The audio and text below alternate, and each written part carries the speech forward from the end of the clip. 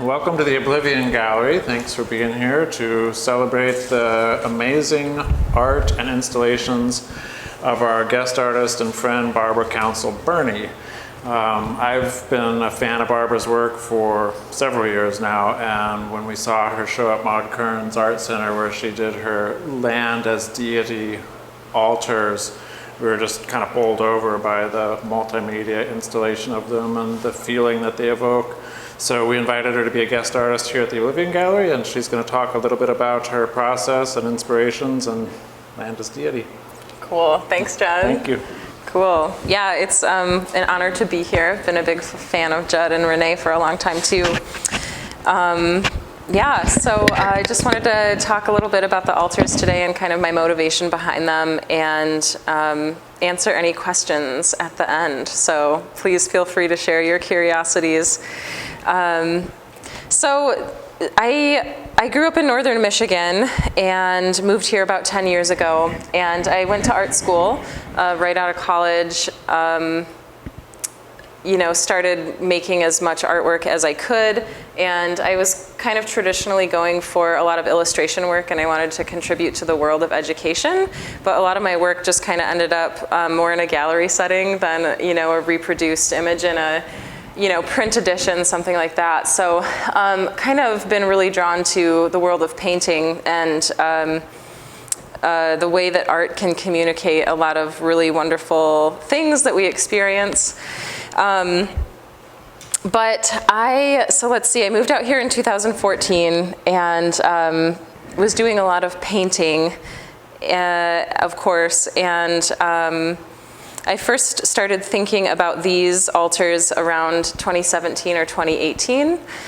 I've always kind of had this affinity for nature. I really think it's just a pretty simple biological response that we all have, but I think a lot of people maybe miss out on that if they grow up in the cities and are not exposed to being outdoors and in the wilderness a lot. One thing that I like to contribute to my love of nature is just the weather and the climate that we had in Michigan. It was very, I like to say, severe. The fall is just, explodes with these beautiful colors and the deciduous trees, and the hills look like they're on fire.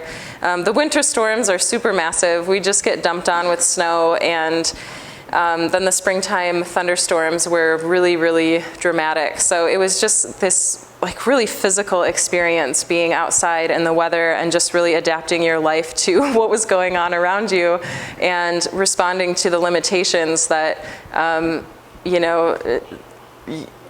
just made me feel like we are so much smaller than nature, in essence a part of it, but definitely not something that we can manipulate for long and have too much control over. So that grandness made me just feel incredibly respectful and kind of vulnerable to the forces that be.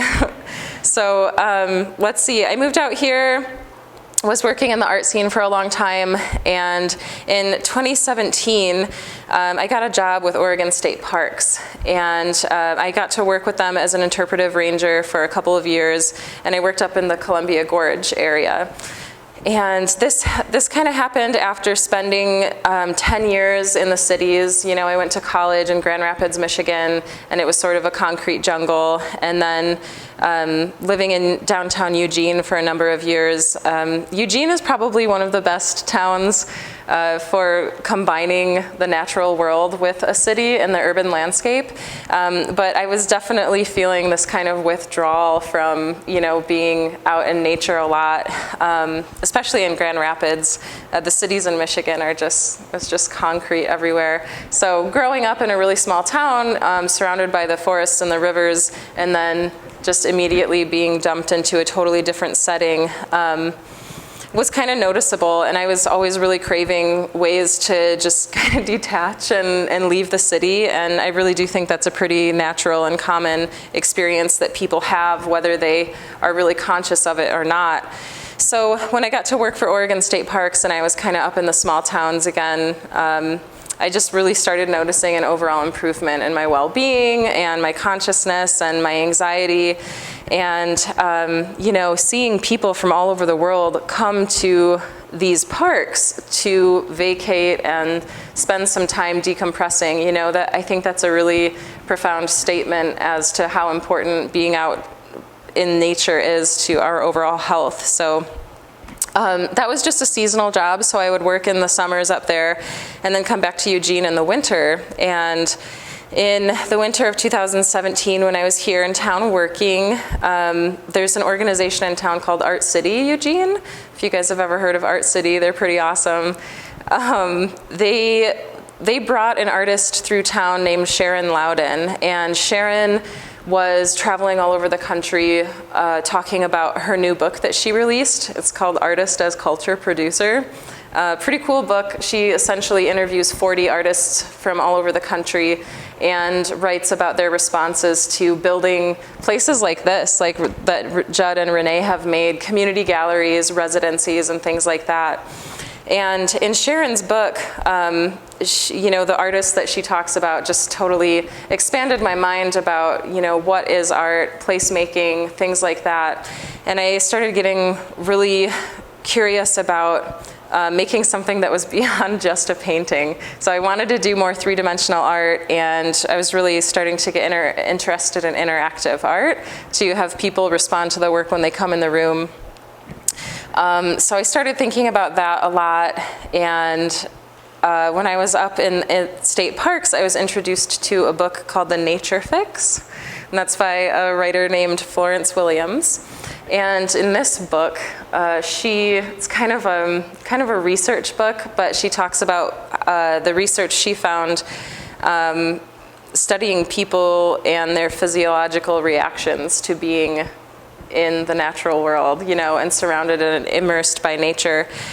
So she would follow groups of, you know, maybe they would take some prisoners on a rafting trip for a week and get them out of their, you know, natural habitat for a week or more, and just studying what happened to their blood pressure dropped and their anxiety levels dropped, all that kind of stuff.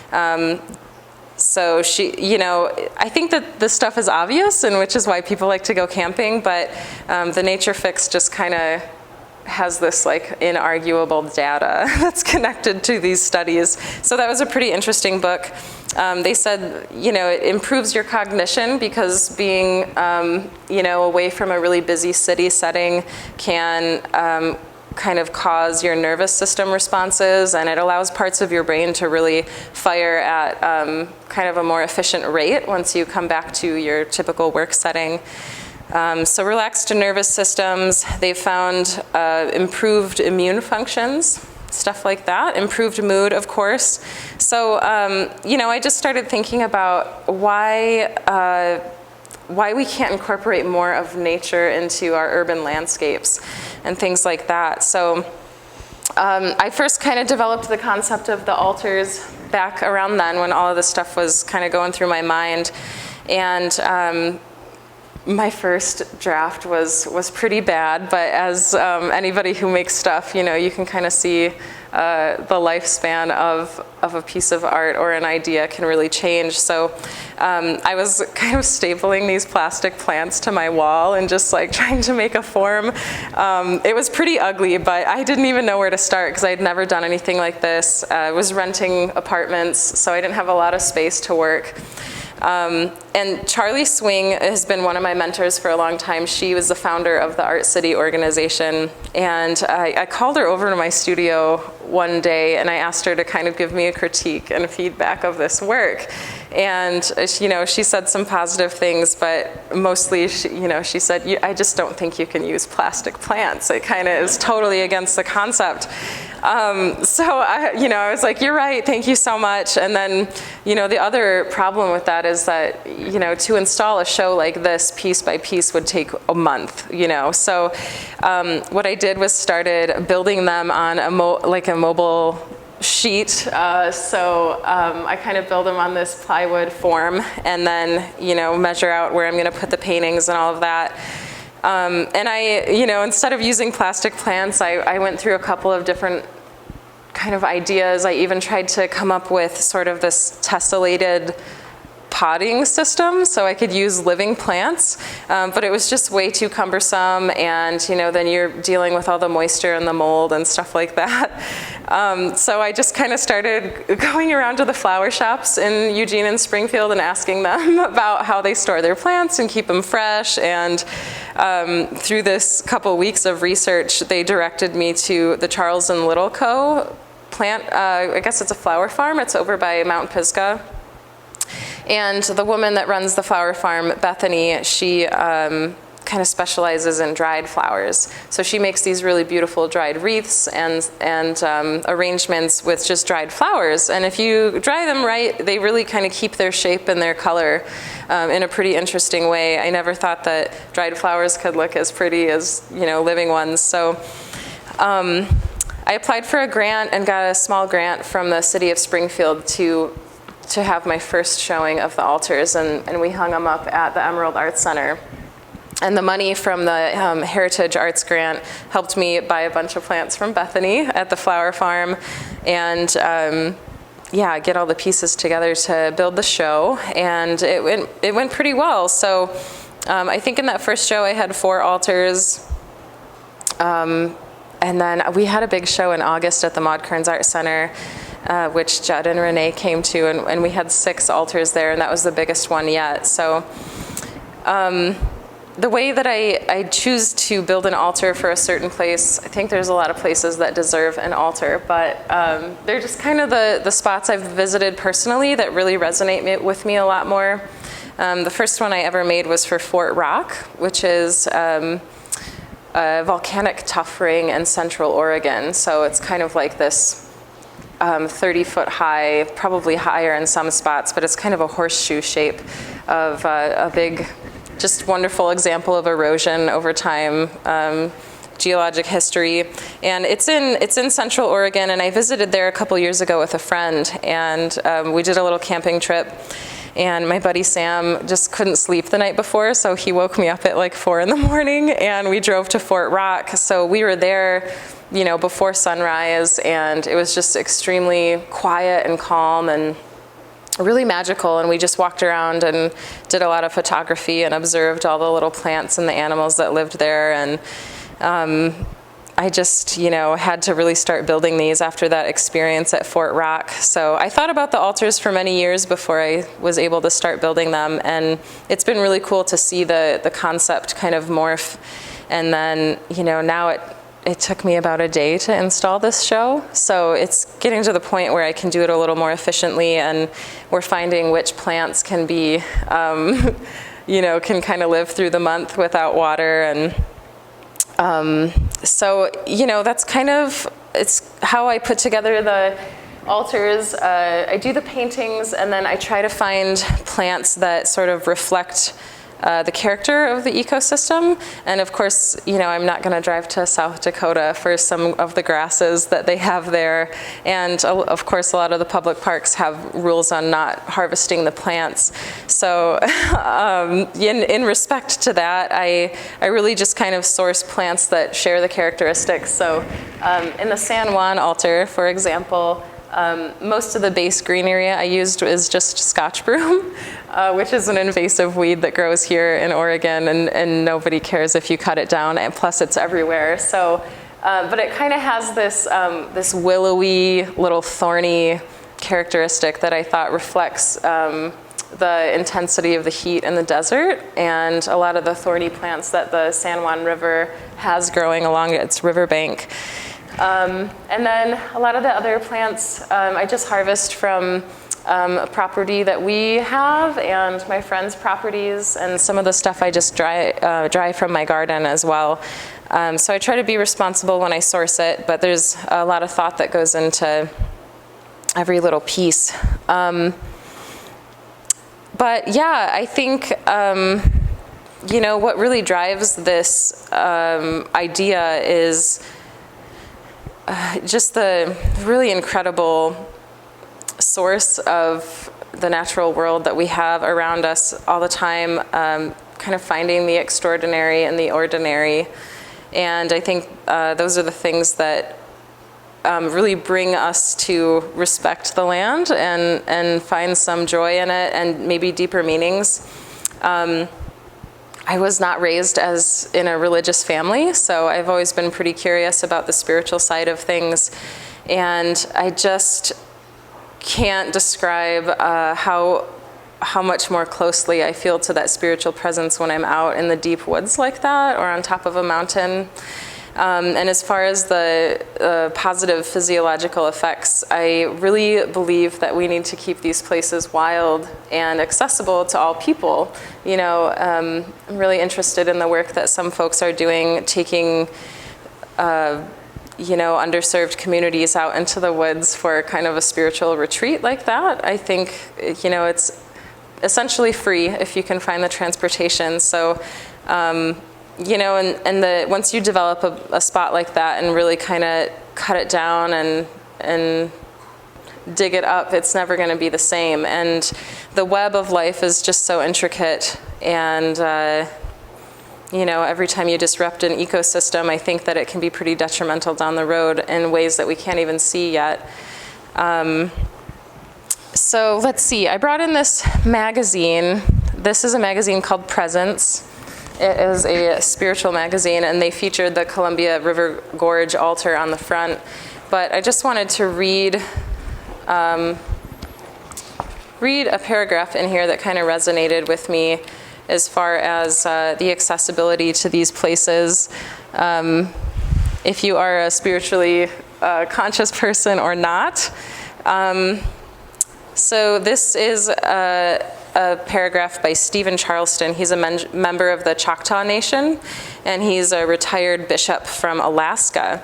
So he's still an activist and a professor and a theologian, and he writes in one of his books, part of the egalitarian nature of traditional Native American cultures is this recognition that spiritual vision is accessible to all people, not only a few.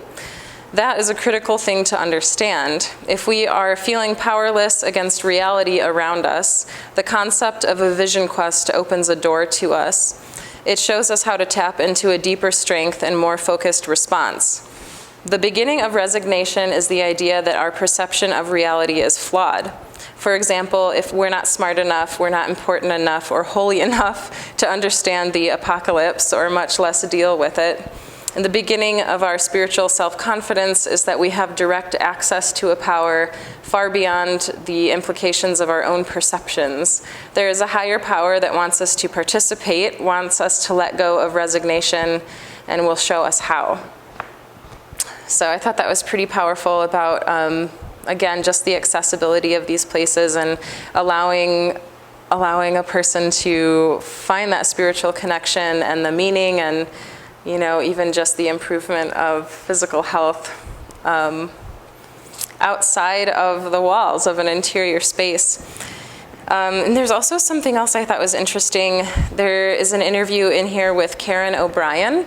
She's a woman from the Intergovernmental Panel on Climate Change, which as a body won the Nobel Peace Prize years ago. She was also a consultant on Project Drawdown, which has been called the most comprehensive response ever to propose reverse global warming. So she talks in here, let's see, I'll just read the quote that she has also. We are alive at the most important moment in history where we can make the biggest difference. There's so much potential and possibility on this planet right now for social change. And she talks about how shifting the climate change could happen if we really shifted our consciousness as a society. And I think that she can be right about that. So she talks about how 100 years ago, the discovery of quantum physics just changed the way we think about reality. And she's kind of talking about this idea of social quantum physics. Hi, thanks for coming. And yeah, just to reverse something like this, we'd have to think about our society in ways that we haven't even imagined yet. And I think that's pretty exciting because I'm sure it's possible. that's why we keep moving forward with all of our ideas. But, imagining our society functioning differently than just riding on commercialism, So that's kind of what this project is aiming towards, and I would really love to take it outside of the gallery and use it in a way that can really promote political or social change. So just coming from a background as an artist, I haven't figured out quite how to do that yet, but there are some environmental groups that I'm kind of reaching out to and trying to talk with, and regardless, we'll just see where it's going. So. This altar here is for the Diamond Peak Wilderness, which is over in Oak Ridge, which is where my husband and I live. Has anyone been to Diamond Peak before? Yeah, it's a good one. But this is a view from Summit Lake, and that is the south face of the mountain. So of course all the volcanic rock out here, it's got the beautiful stripes of the purple and the red rock and all of that. So another thing that is really personal and close to us is this development with TV Butte, is a butte in Oak Ridge, and it is purchased by the man who owns King Estates Winery, and they've been trying to turn it into a quarry land. So if you guys ever hear about that in the news, just know that it is definitely impacting real people. So I've thought about doing an altar to TV Butte. It is on private land, but we know that there's a lot of good madrones up there and really beautiful trees, and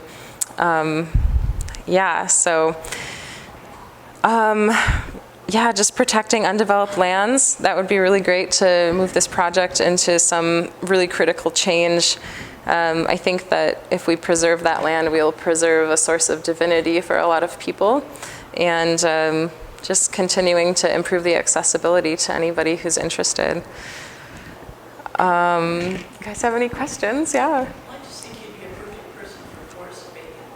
Forest bathing, yeah, great. Yeah, do you guys know about the forest bathing? No, what's that? Yeah, do you want to share? Well, it's done in Japan, mainly. Yeah. I mean, they're bringing it here to the United States. There's a lot of it. Just Google it. But there are guides that take you out into the forest just to experience the forest. And then some of them will lay down on the trees. Forest floor, and just look up at the sky. Yeah. Just take it all in. Yeah, And too, yeah. It sounds really, really interesting. And I think there's some in Oregon. There is one here in Eugene. That's great. LTD is a route. Yes, that's right. Go to a forest bathing spot. Yeah. Drop you off.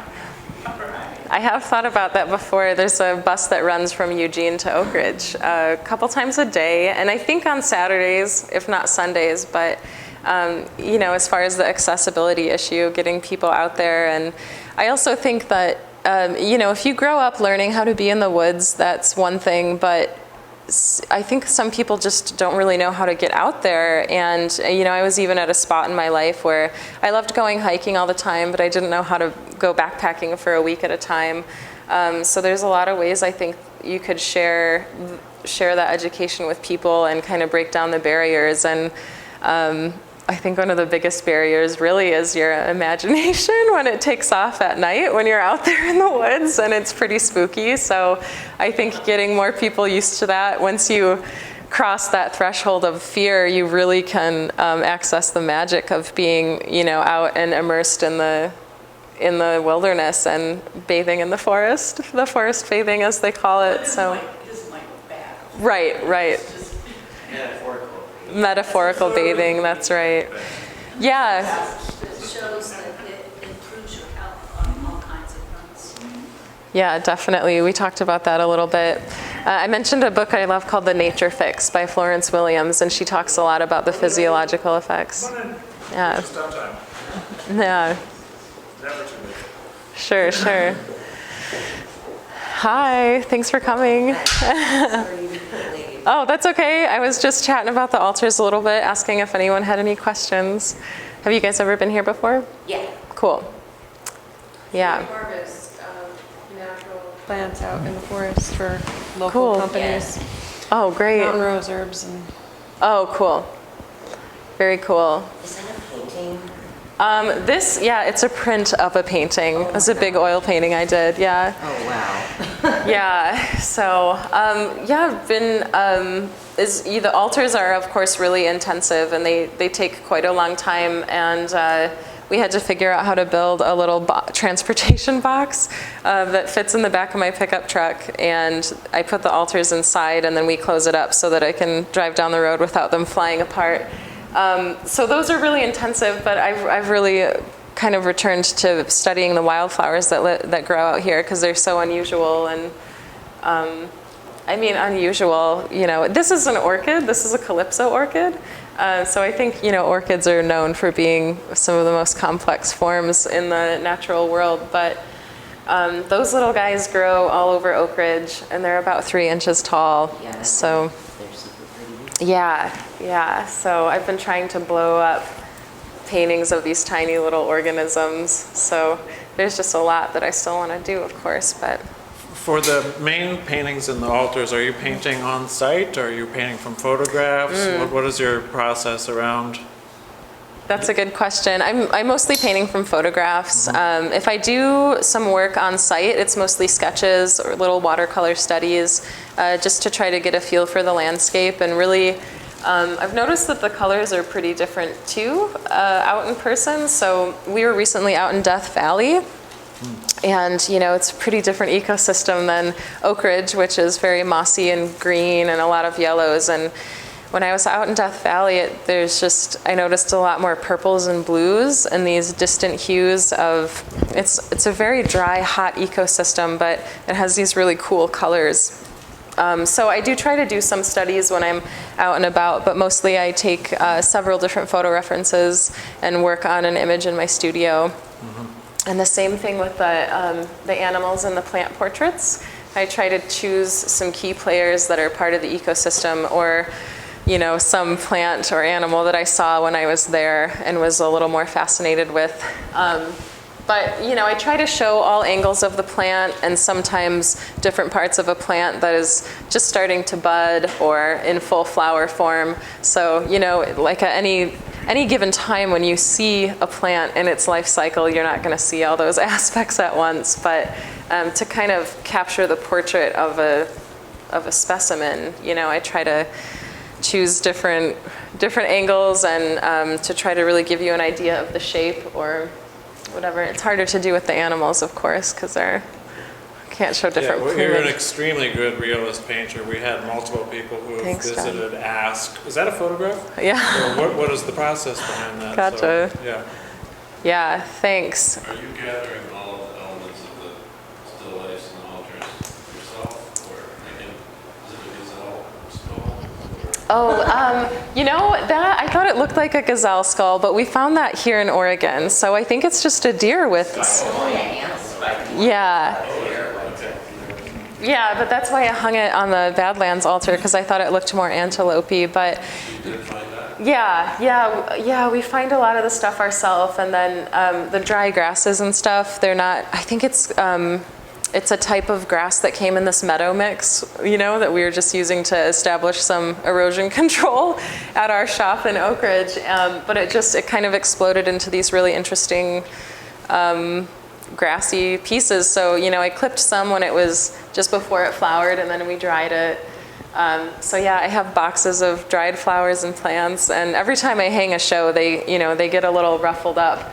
So this round, I didn't have to use too many new plants, but I think if I hang the show again, it's probably going to need a pretty good refresh. But yeah, it's been fun to try to experiment with the different plants to see how you can incorporate them into a piece of artwork. The moss actually holds up pretty well. And even when it's really dry and crispy, it kind of doesn't really change visually much, I've found. But I made an altar for Lake Superior, which is over in the Midwest. And there is a ton of hemlock around Lake Superior. So I tried to use hemlock for that show, but it's really, really brittle, so the needles were falling out in just a matter of days. So, you have to substitute some plants for others that just make a better installation piece. So But yeah, typically I've taken a little spray bottle and kind of spritz them once a week just to try to keep the greenery a little fresher. And this show is going to be up through January as well, so I haven't displayed any of these for longer than a month. Oh, but of course I can come in and refresh them a little bit. So yeah, but when I went to college, I had to learn how to paint realistically. My professors would like to say that you have to learn the rules before you can break them. But in the illustration world, which is a big part of my work too, they really push developing your own style and making kind of a voice and a flavor of your brand. So, for a long time I was doing that type of work, but the realism just comes a lot easier to me. I think it's really hard to develop a visual style. It just takes a lot of drawing, but so yeah, the realism can be pretty refreshing.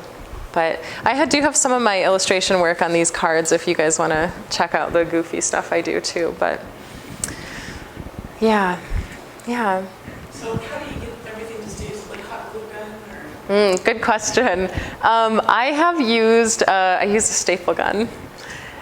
Yes, and I had to learn how people kind of build wreaths where you overlap the attachment parts just so to hide them. And if you look really closely, you can probably find some, but for the most part, I kind of fill the altar with a base plant to cover up my baseboard and make it look all green and natural. And then from there, once I hang it on the wall, I'll put in more of the decorative elements, like the different dried flowers and maybe unusual plants. So, yeah.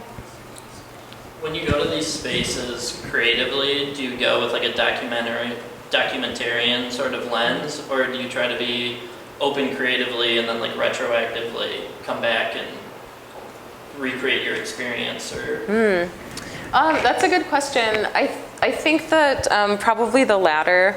I don't know, in one way I think I live my life as in a documentary way where I'm always just trying to absorb as much as I can around me. But I never really know if I'm going to build an altar for a place until after I've left that place. I can't stop thinking about it, or some specific experience really resonated strongly and for a long time. So I just built the San Juan altar this year, but we got to go down that river in 2021, something like that. So it's been several years.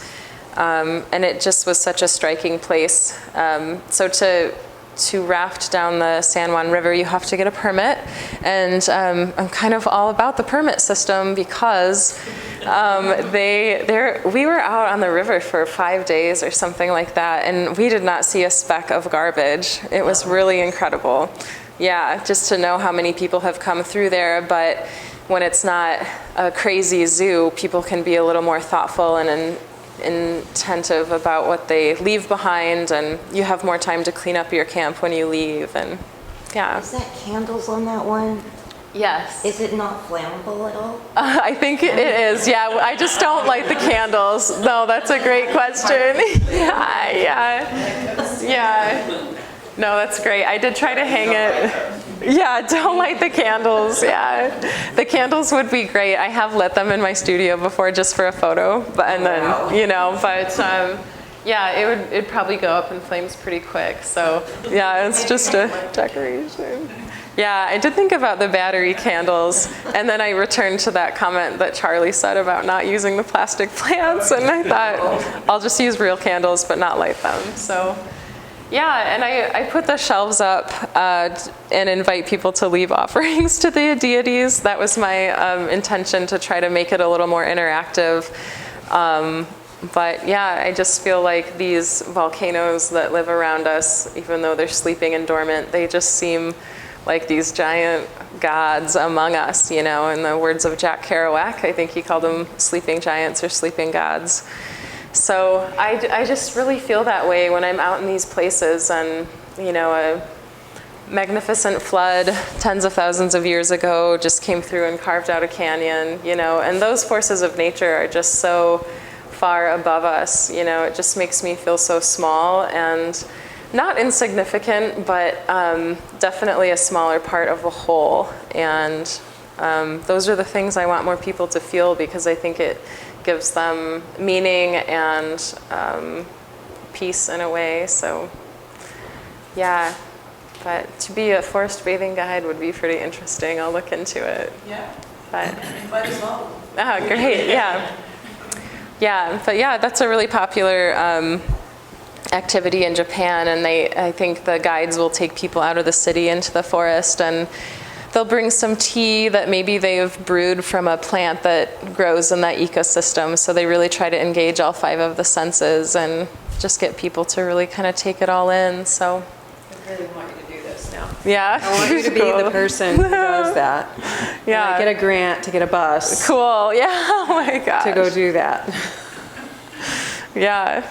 We'll think about it. That would be cool. But yeah, when I was a park ranger, I got to give people kayak tours on the river, and it was really so joyful to share those experiences with people. And you know, as a job, I had to do all the research about the history and share these these findings with everybody that might take quite a while to find if you're on your own.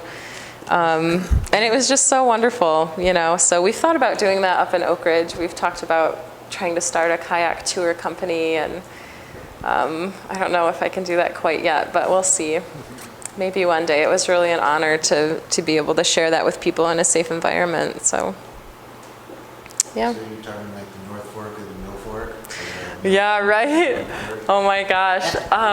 Yeah, I think I'm probably not qualified for the North Fork, but, you know, Waldo Lake, I would probably do lake guiding. Yeah, so, yeah, some of those spots up there. But yeah, the rivers are extraordinary. They're so beautiful, but there's a little bit of white water out there, so. Waldo could use a kayak place. He was on a sinking kayak in Waldo, so. Oh, really? So yeah, they need better kayaks. Okay. Did you rent one? Yeah. Okay. When we were a kid, we had one in, so. Oh my gosh, I'm glad you made it out. Yeah, it's really cold water too, but in the summer it feels great, so. Not the time for mosquitoes. Yeah, right, yeah, gotta dodge mosquito season. That's the key to the gods, you know, winter slugs won't be too bad. Yeah, definitely. Just right. Yeah. So if you guys have any little trinkets to leave, please honor these deities. Yes, Renee? Could you talk a little bit about what you're thinking about doing next month for the first Saturday? Maybe a workshop or altar creating something, or what you're thinking maybe? Yeah, thanks. Yeah, so Jed and Renee like to have these community offerings once a month. Typically they do the artist talk. But since this show will be up for 2 months, we thought that on the first Saturday of next month we would offer like a little altar building workshop. Hey! Hi! So I'll probably try to work on making some smaller plywood discs and bring them in, and we haven't quite figured out the logistics yet totally, but maybe we could do a little painting and then have people build a small altar for a place that is beloved to them, and then they can take it home. So Yeah, we're very excited about this possibility, so. cool. Yeah, we started talking to a few people who are excited too. Yeah. Oh, great, okay. Yeah, I was thinking we just might need a few more staple guns, or we could try to use hot glue. I just thought it would be more messy, but yeah, so if you guys are on the mailing list for the Oblivion Factory, I also put one over here for my studio, so we'll get the word out and let everybody know. You can sign up and we'll bring some crafts. Yeah, I'm supposed to mention the mailing list when I do your intro, Oh, which okay. I totally forgot. So you That's looped back okay. around to that very nicely. Oh, The thank list you. is over there, and please join Yeah. that if you're not already on it. So where for the altars as part of your artistic practice, do you have plans for future altars that you're going to do, or does it sort of come to you after you've been in a space? Yeah, they kind of come to me later. But yeah, as far as the artistic practice, that's a good question. I've been thinking about that a lot lately, actually, how I can elevate these and take them to the next level, besides just connecting with more environmental groups. When I was younger, I was really taken by some of the American landscape painters that, you know, really painted these incredible landscapes. And the stuff that you see at the big art museums. The landscapes are much bigger, but they're much more detailed. So I feel like one of my constraints with these shows is that often just the deadline, because I, have to do other work to pay the bills. And if I could just work on one painting for a month straight, I think it would be really pretty elevated. But the artistic practice of really trying to design a composition to be the most beautiful that I can capture of that space, and really focusing on studying the light temperatures and really just improving the painting overall. So I really like the circular shape of the altars. That's intentional because of the idea of infinity and the life force.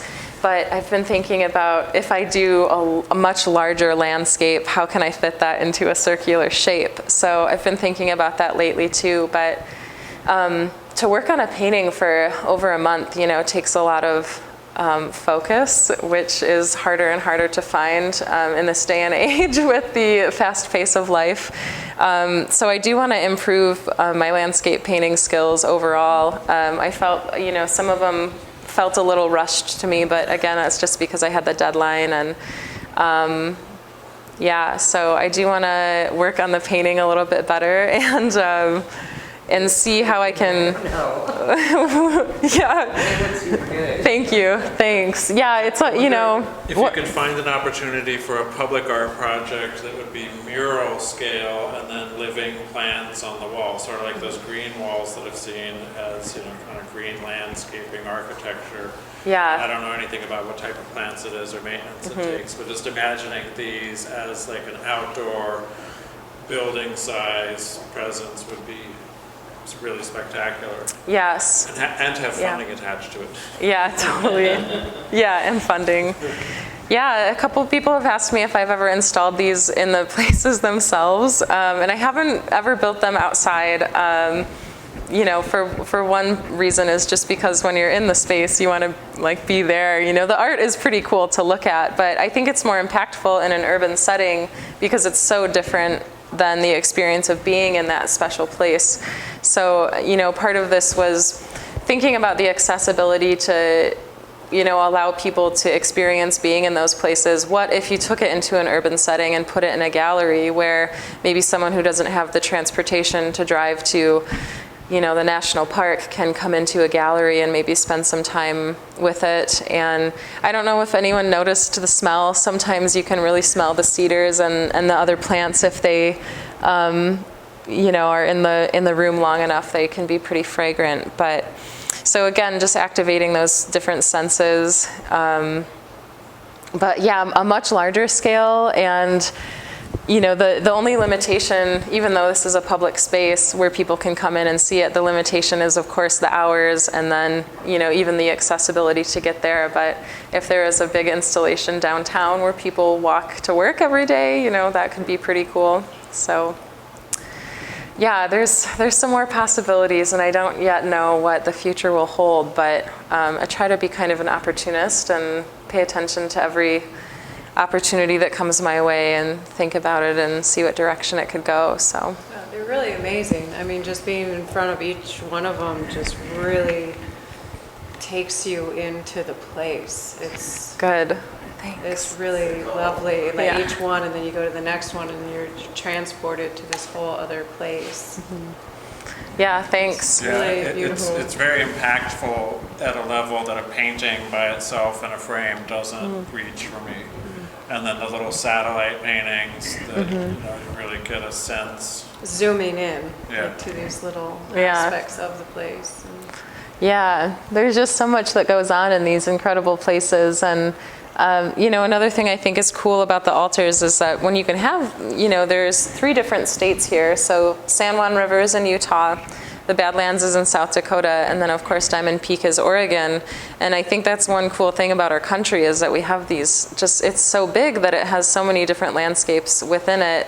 And I do think that is, as far as the economy goes, I think it's just a financial responsibility to keep them around, because I think that they draw tourism from all over the world. So, I know there are a lot of people that want to dig into these places and extract the resources for economic purposes, but I think leaving them around and leaving them spectacular is just as financially viable.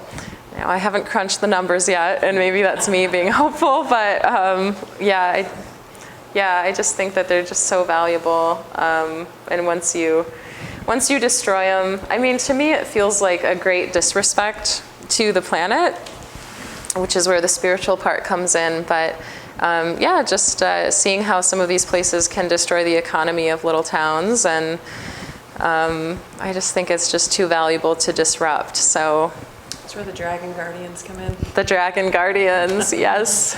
Yes, Yeah. please, yeah. So this is the third time ever you've shown these? It was at Emerald Art Center and then Maud Kearns and then here, have you? I did show them one more time at the Broadway Commerce Center, which is in downtown Eugene. So when I applied for the grant to kind of build the project in the first place many years ago, I didn't really have anywhere lined up. And I was talking to a couple different venues, and I imagined that like each altar to be much more spaced out so that it could kind of have its own lighting and its own little special space and moment that people could be with it when they were observing it. I don't know where that would exist, maybe a large warehouse or something, but so Emerald Art Center, I just got really lucky because it was really kind of the middle or tail end of the pandemic, so they were, had a pretty open schedule for their shows, and I just kind of walked in there, and a lot of other places wouldn't even respond to me about this idea to hang these in their spot, but the Emerald Art Center was really accommodating, and I got to hang these in the upstairs part, and if you guys have ever been in there, I love the Emerald Art Center. The upstairs gallery has a really low ceiling, and if they felt a little squished, but we got them up, and it was kind of a trial and error to see how we could install these into a show and how the public would respond. And then I've applied to get them in other spaces, but a lot of times in the art world, when you apply for a grant or a show, it's all about the photography, and how good you can make it look just in a digital submission. So one reason I hung them at the Broadway Commerce Center was because those ceilings are really tall and the walls are really big and blank. So we had a great spot to photograph the altars and really show what they could be in an interior space. And then from there, I got them into the Maud Kearns Art Center. So this is the fourth time I've ever had them in public, and I think only the second time for the San Juan altar, but yeah, so I've also been thinking about making altars to places that are more vulnerable, that maybe need more attention, like TV Butte that I mentioned earlier. So it's just that the TV Butte isn't public land, and that's another part of my discussion, was to try to focus on the value of the public land that people can come to at their free will and kind of experience those positive healing effects, So, yeah. Are you going to do any more? Any more altars? Yeah. Yeah, that's kind of what we were talking about. I was telling everybody about TV Butte, and I thought about doing one for TV Butte in Oak Ridge. But yeah, I don't know what the next one will be. This past summer I got to go up to the White Salmon River in Washington, and I was only on the river for a day, but that was a pretty special spot. The water was just so turquoise, and it was another one of those spots that didn't really have much garbage. It was really well taken care of. So, I want to go back and spend more time with that place so I can kind of get more of a feel of the ecosystem in order to, make a demonstration of it. I also really love the Olympic Peninsula up in Washington. So those really mossy, rainforesty places that are so lush. So those are the two spots that I'm thinking about next, but I didn't do enough photography when I was up there to kind of do the documenting of how I could propose an image and compose a painting that would really kind of evaluate the whole ecosystem in one little display. So, but yeah, hopefully I'll do more. I'm not sure when or where, but I'm starting to reach out to some galleries up in Washington and just kind of, I'm trying to stay open-minded about what other types of venues could host the altars, you know, and I think different spaces, of course, make installations feel really different depending on the space and the lighting and the vibe, so. Maybe you could do one of TV Butte and get it in front of Ed Cave. And, or really, I mean, really get this guy to see his land in a different way and sort of appreciate it. That would be art as activism in a really cool way. And or get him to display some of those things at King Estate, like get him on your side as an ally for art and start a conversation anyway.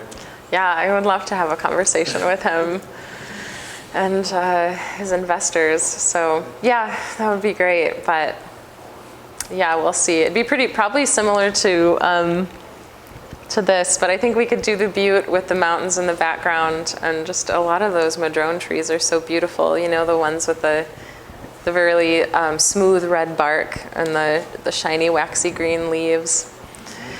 So yeah, we'll see. But do you guys have any favorite spots that you want to share about? Any magical little areas? I've been to the Steens Mountains, I've been out there a couple years ago, yeah. So amazing. Yeah. You go out there a lot? I do. Yeah. Yeah. We went out there to the Steens Mountains in November a couple years ago. It was so cold, and they had closed the road already, so we didn't get to go to the top, but yeah, I would say that's a really great spot. Pretty unusual, and just those moments of awe really is, you know, the moments that fill you with awe the whole time you're there, just really forgetting about work and all the demands that we have in our hustle and bustle of life. And those are the places that I think are really special and deserve to be, you know, credited. Like coast. Yeah, the coast. The rugged terrain, some of that is just breathtaking. Yeah, the coast would be good, the Oregon coast, yeah. The Needles, you know, down near Lake Coos Bay and Reedsport, those kind of rock pinnacles in the water and on the beach would be really, like, lend well to your process. And I think it would be an interesting challenge because pictures of the coast and the ocean are so overrepresented in the landscape. Like to take it to your level of creating an altar with it, I think would be a really neat. It almost have to be stone. Yeah, great. There's Yeah. a lot of. See cucumbers. Yeah. Yeah. Ooh, that's a good challenge.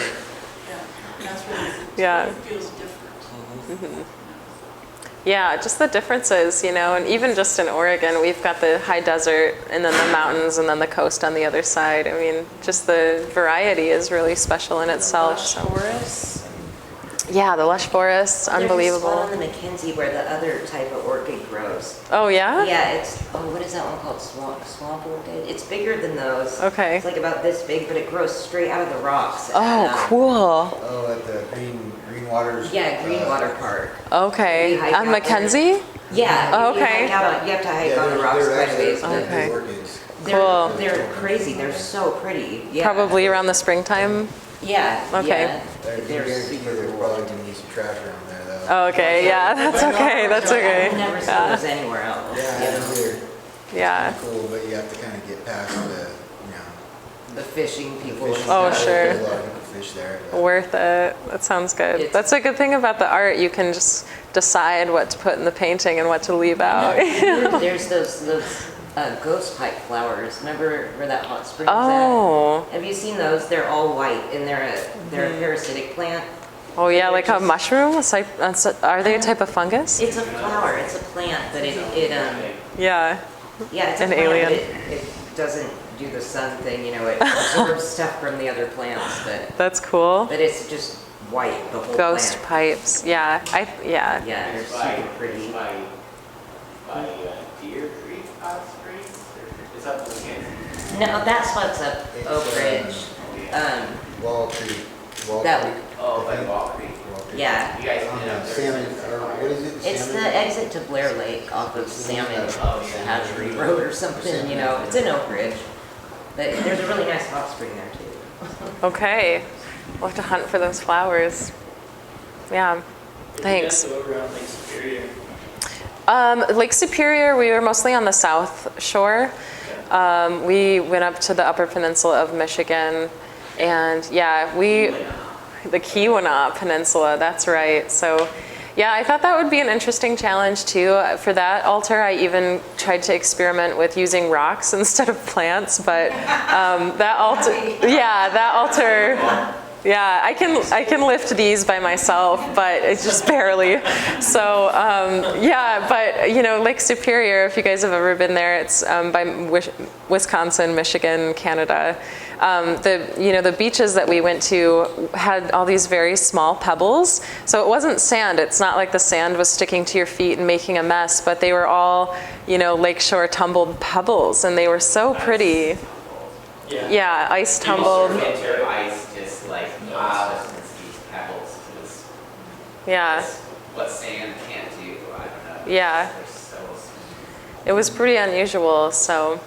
Have you guys? Get rocks this big and put them in our campfires where they explode. Really? Holly's from Michigan. Yeah. Our form of entertainment. Have you guys been to the Boundary Waters?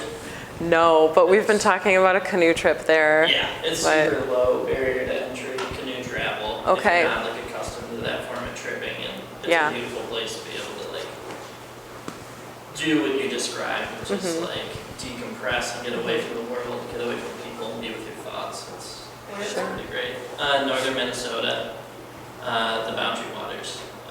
It's like a very, very historic, preserved like wilderness area. Lake upon lake upon lake upon Yeah. lake upon lake, all just, you can drag your boat to the next lake and paddle across it, and there's these little routes, and you can just get lost in the wilderness, just roadless wetlands. Yeah, sounds good. Put it on the list. But yeah, so there's, I mean, I just think these places are so important to protect, and if you are interested in that kind of thing, I think volunteering and just trying to get involved with, you know, lobbying, if you even want to write some letters or just signing petitions. I know one big battle that might not last too much longer under the new administration is the Arctic National Wildlife Refuge up in Alaska. It's one of the last most vast undeveloped areas, and you know, they've been fighting that for decades, and I think that they're probably getting pretty close to putting some pipelines in, so maybe that will be a telling story about just how, you know, how detrimental those things can be to an ecosystem, but we've been seeing that for a long time, so. But yeah, there's a lot of good organizations that are still taking care of these areas.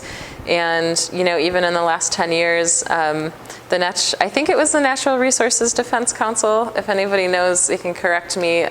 They purchased the land over by Mount Pisgah that used to be kind of a mining operation, and they've kind of refurbished that ecosystem, and there was a lot of animals that have been moving in, and just about a year later. So there are groups that really put forth the effort to recover these places, and there's always some really magical philanthropists that kind of come through and can save a land. But yeah, just a matter of keep fighting the good fight and hope that we can have that freedom for a long time. So